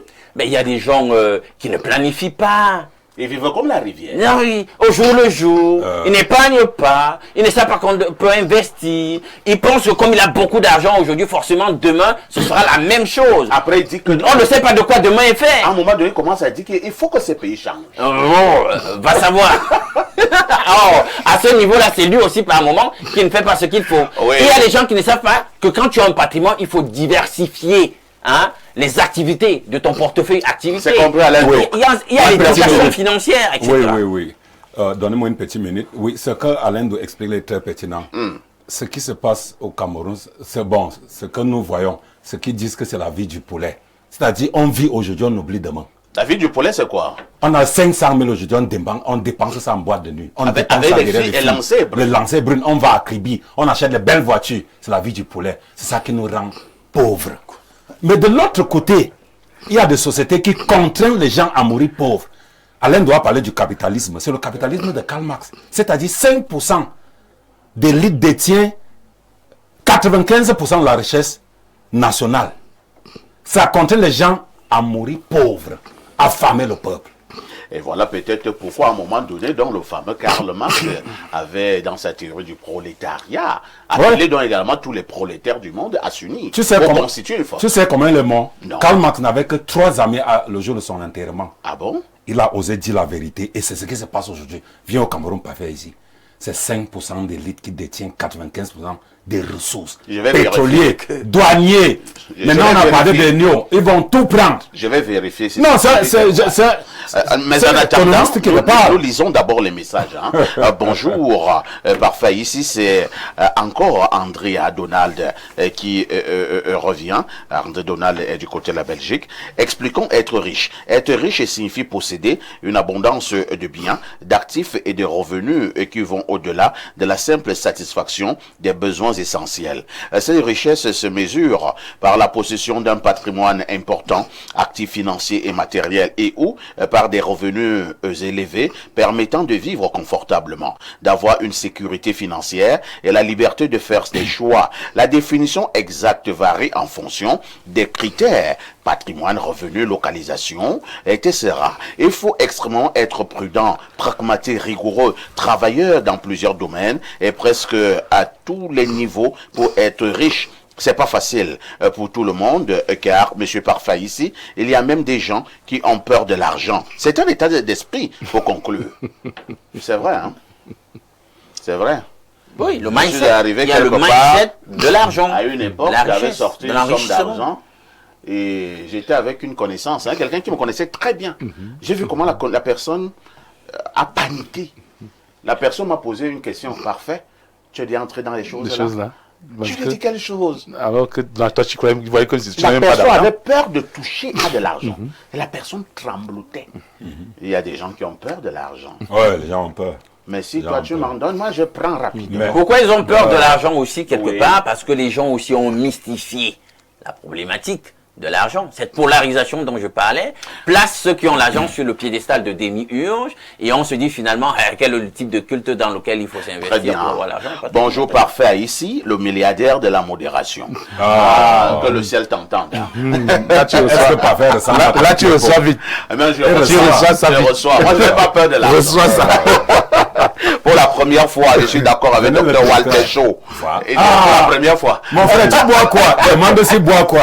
Tu bois quoi là? Et qui dit tout le monde peut devenir riche, mais tout le monde ne peut pas être riche. Car Dieu a créé toutes choses en deux, le positif et le négatif. Donc on ne peut pas avoir des riches sans les pauvres. Conclusion, dans ce monde, tout le monde ne peut pas être financièrement riche. Dieu n'a pas créé de pauvres. Donc, je tiens déjà de le dire. Dieu n'a pas créé de pauvres. Je vous ramène au plus 49. Il s'agit de l'Allemagne. Hein. Mes salutations renouvelées. Selon moi, ma richesse, c'est de voir ma femme, mes enfants et ma famille en bonne santé, voire aux petits soins, de rentrer et trouver le bon coquille fait par madame que je pousse avec une bière, de dormir le soir avec le chauffage naturel, vraiment le goût de ça. De manière générale, ça dépend de tout un chacun. La richesse propre prend du temps et demande beaucoup de patience, alors que la richesse sale demande des sacrifices et autres. Vivre heureux, mourir jeune. Et qui est à refuser dans notre société? Mardi Entrepreneuriat a déjà brossé cette question-là. Tout le monde peut être riche, mais tout dépend de la détermination de ces derniers, notamment entreprendre et avoir des compétences requises. Mba le faire depuis N'Djaman. C'est du côté de l'Allemagne. Un autre message ce matin que dit ce téléspectateur: tout le monde peut devenir riche. C'est une question qui pose et des réactions. Moi, je ne sais pas ce que tu veux dire. Hein? Il faut être concentré, monsieur. Bonjour, Parfait. Le procureur général du micro près de Info TV. Oh, c'est ça. Le grade dormant, ça, c'est bien. Je salue les éminents panélistes en studio. Concernant la dénonciation, la dame doit... Non, nous ne sommes plus au niveau de la dénonciation. Hein. Nous parlons déjà de la richesse. Même si certains peuvent parler de la richesse, mais il n'y a rien dans la poche. Mais on parle quand même. Voilà. Bonjour à vous sur la plateforme. Alors, tout le monde peut-il devenir riche?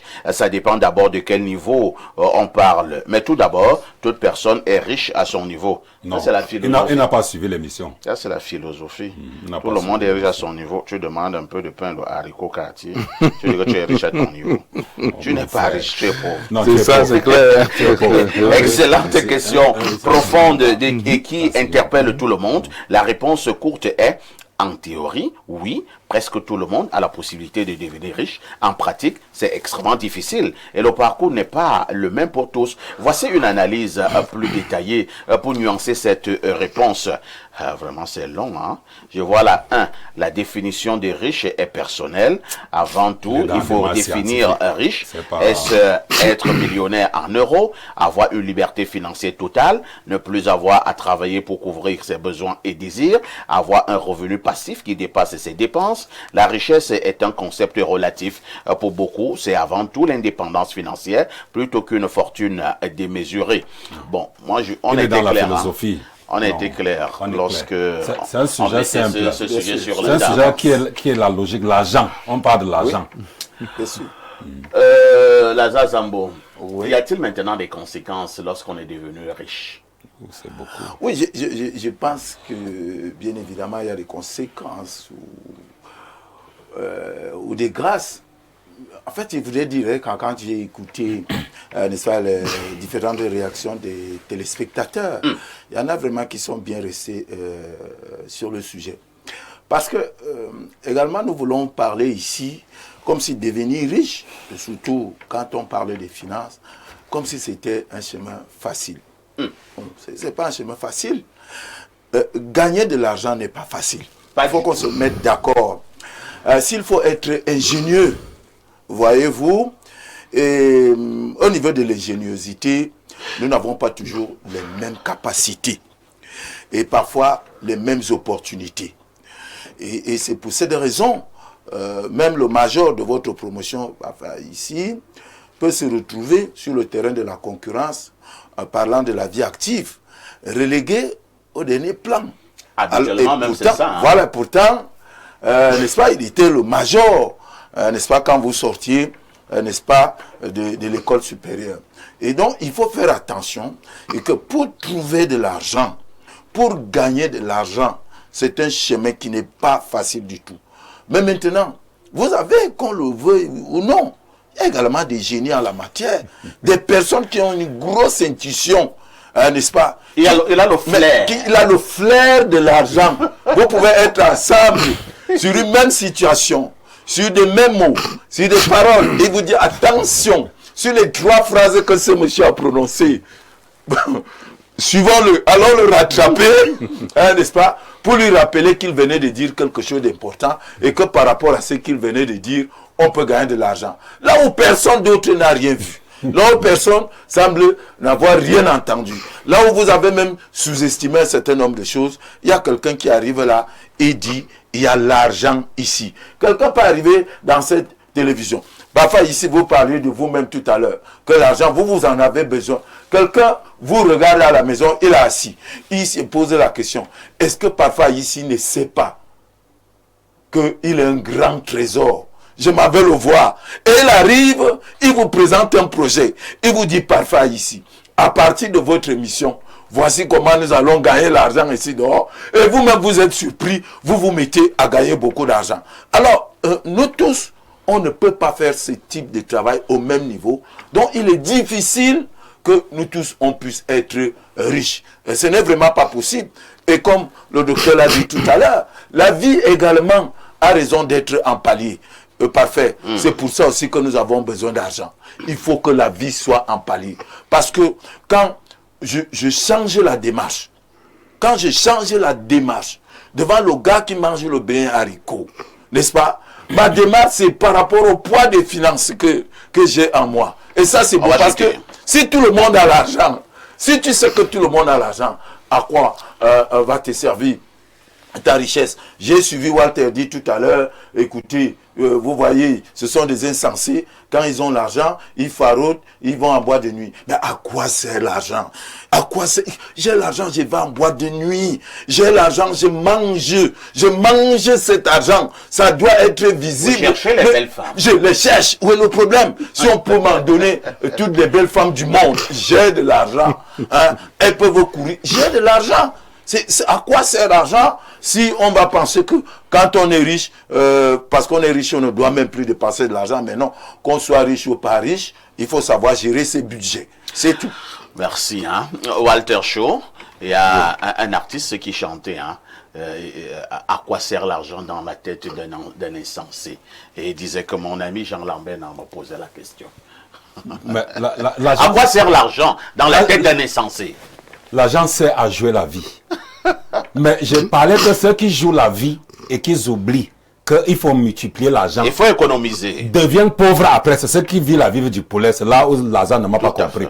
Mais clôturons l'émission en disant que les conséquences de la richesse, c'est la sorcellerie. Parce que quand le pauvre lui dort, il voit, le matin, il voit que les vampires qui le chassent la nuit. Il ne voit que les serpents, il ne voit que les sorciers. Il passe tous ses jours chez les marabouts. Alors que le riche rêve des conteneurs qui arrivent au port. Sa fille qui va aller en France.